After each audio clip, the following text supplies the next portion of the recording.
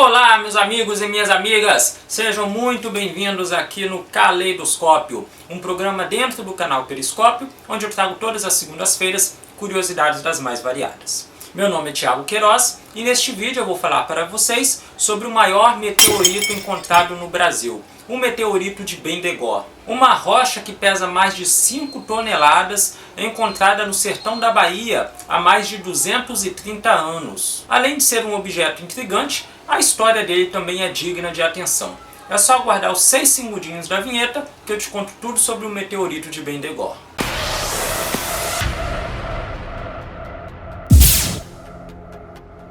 Pessoal, o meteorito de Bendegó, além de ser o maior do Brasil, é também um dos maiores do mundo e um dos primeiros a ser descoberto pela ciência. A rocha foi encontrada no ano de 1784 por um menino, um jovem chamado Domingos da Mota Botelho. E um dia, enquanto ele pastoreava gado nas proximidades de Monte Santo, no sertão da Bahia, ele se deparou com essa rocha e que lhe chamou muito a atenção por ser diferente das demais rochas existentes na região e que ele havia visto durante toda a sua vida. E era uma rocha preta, bem diferente e muito interessante, uma coisa que me intrigou muito: a rocha não esquentava. Então mesmo naquele sol escaldante do sertão da Bahia, a rocha não esquentava, ela permanecia fria.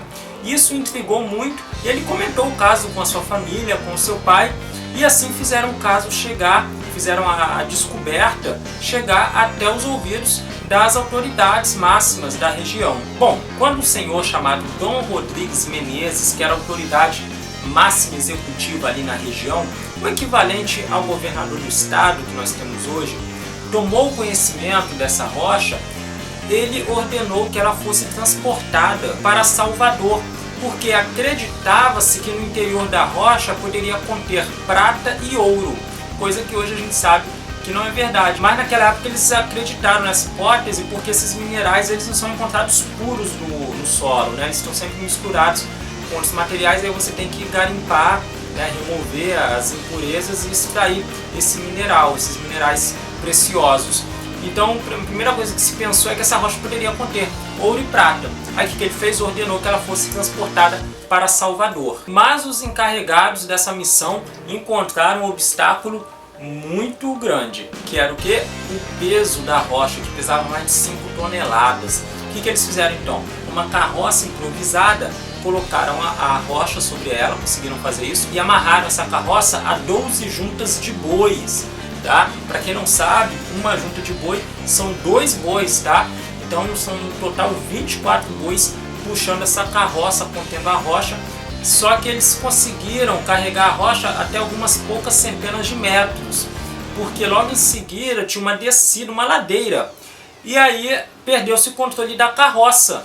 Ela desceu descontrolada até a direção de um riacho e a rocha caiu dentro desse riacho. Eles não conseguiram mais tirar ela de lá. Aí quando o Dom Rodrigues foi informado disso, eles desistiram dessa ideia e deixaram a pedra por lá mesmo no riacho de Bendegó. Até que ela ficou lá esquecida durante 102 anos, até que um cientista estrangeiro chamado A.F. Morney, isso foi em 1810, então naquela época tinha acabado de chegar a família real ao Brasil, então eles estavam abrindo as portas aos estrangeiros, recebendo muitos turistas e turistas não, falei bobagem, recebendo pesquisadores, né, abrindo o país para o comércio exterior, e recebiam pesquisadores, cientistas, naturalistas, pessoas interessadas em pesquisar principalmente a fauna e a flora do país, que era inédita, grande parte dela era inédita para os anais da ciência da época. Então, esse cientista, A.F. Morney, foi um desses exploradores que estiveram aqui, que tomou conhecimento da pedra e, desconfiado da origem daquela pedra, que ela poderia ter uma origem diferente das demais rochas na região de Bendegó, o que ele fez? Retirou com muita dificuldade, ele extraiu um fragmento da rocha e enviou para a Real Sociedade de Londres, que examinou a pedra muito detidamente e concluíram que realmente se tratava de uma pedra vinda do espaço. Não foi possível determinar o momento, a época do impacto, né? Mas foi possível determinar a sua origem.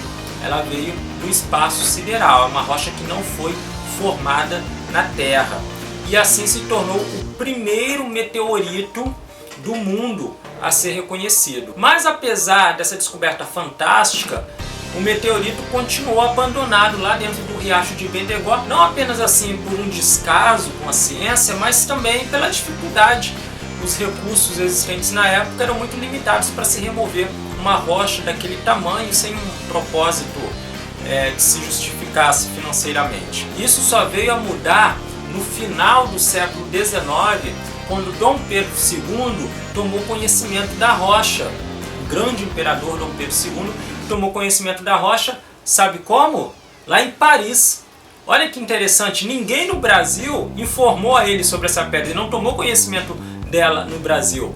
Ele foi saber da existência do meteorito de Bendegó quando visitava a Academia de Ciências de Paris. E aí ele ficou maravilhado com essa descoberta e ordenou mais uma vez o translado da rocha, mas dessa vez ela deveria ser transportada até o Rio de Janeiro, então capital do Império Brasileiro. Então você imagine, se para transportar para Salvador já se mostrou impossível, para o Rio de Janeiro então seria muito mais difícil. O Barão de Paranaguá ficou encarregado dessa tarefa. E aí o que eles fizeram? Né? Ele, a equipe dele, tinha engenheiros envolvidos também. O que eles fizeram? Elaboraram uma carroça bem grande, que no centro ela tinha rodas idênticas a rodas de locomotivas, tá? De vagões de trem. Eles conseguiram remover o meteorito do rio e colocaram sobre a carroça. Qual era o intuito dessa carroça, que tinha tanto rodas de uma carroça normal quanto de trem? Era o seguinte: nos trechos em que a estrada era boa, eles iam seguindo com a carroça sendo puxada por bois. Quando chegavam num trecho de estrada muito ruim, eles improvisavam uma ferrovia, eles tinham trilhos, montavam os trilhos no chão, faziam uma estrada de ferro improvisada, e aí a carroça deslizava sobre esses trilhos.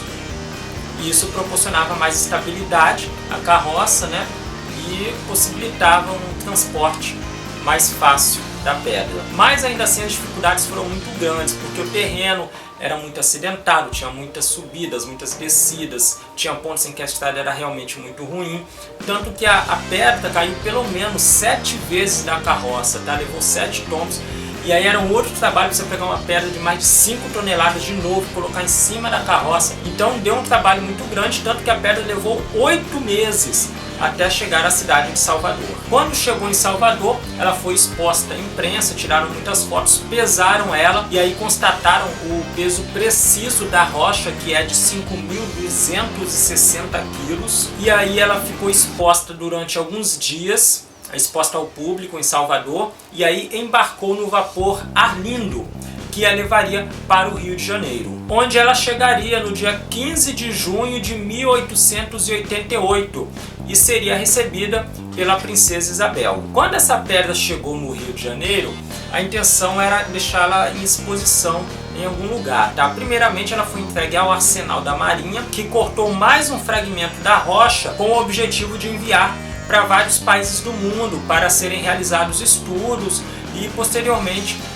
fazerem exposição dos fragmentos. Lá no local onde ela foi encontrada, na Bahia, próximo a Monte Santo, no local exato onde ela estava, foi erguido um marco com um relevo, uma figura em relevo do meteorito, informando que havia sido encontrado ali um meteorito que estava em exposição no Rio de Janeiro, sob ordem do imperador Dom Pedro II. É uma placa informando. E assim que retiraram a pedra de lá, houve uma seca na região, que revoltou os moradores locais, que acreditavam a seca à ausência da pedra, porque eles acreditavam que a seca estava acontecendo porque a pedra havia sido removida. Eles queriam que a pedra voltasse, mas isso nunca aconteceu. E aí os moradores revoltados destruíram o marco. É importante deixar claro, pessoal, que a pedra era famosa na região pelo fato dela não esquentar, tá? Mesmo sob um sol escaldante, como eu já falei, ela não esquentava e ela tem um aspecto metálico também. Então o que acontecia? As pessoas em dias muito quentes e quando tinham disponibilidade iam até o riacho de Bendegó para se refrescar e ficavam sobre a pedra também, porque além de já ter tomado um banho, ele ficava sobre uma pedra fria, então as pessoas usavam ela para se refrescar e assim ela ganhou fama na região. Aí quando retiraram a pedra, as pessoas ficaram revoltadas, né? O meteorito de Bendegó na época ficou muito famoso no mundo inteiro, tanto que quando Albert Einstein, quando visitou o Rio de Janeiro, quis conhecer a pedra e foi fotografado visitando a pedra numa exposição. Hoje já foram feitas análises da sua composição, né? E a gente sabe que ela tem 92% de ferro, 6% de níquel e o restante é cobalto, fósforo, carbono, galho, germânio e irídio. E essa pedra hoje inclusive está em exposição no Museu Nacional no Rio de Janeiro, que aliás é o mesmo prédio que abrigou a família real, era a residência da família real. O próprio Dom Pedro II viveu ali até ser expulso do Brasil com a proclamação da República, né? E ela está exposta lá, eu mesmo cheguei a visitá-la 2 vezes e uma delas, embora tenha uma placa lá dizendo para não tocar na pedra, eu não resisti e tive que pegar nela, tive curiosidade. E é interessante, ela realmente é fria e tem um aspecto metálico, né? Tanto que a maior parte dela é feita de ferro mesmo. Então, embora seja uma rocha, ela tem uma textura diferente das rochas atuais, né? Das rochas que a gente encontra normalmente, né? Ela parece mais uma imensa bola de ferro.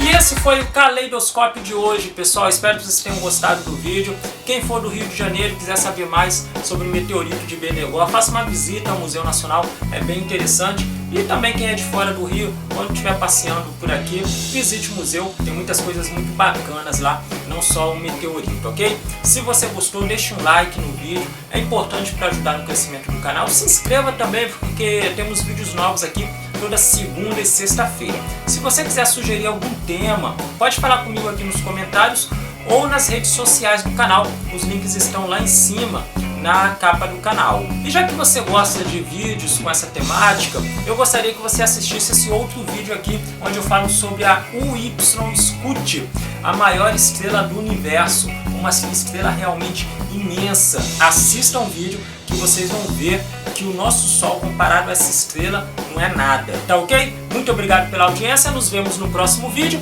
um grande abraço e tchau!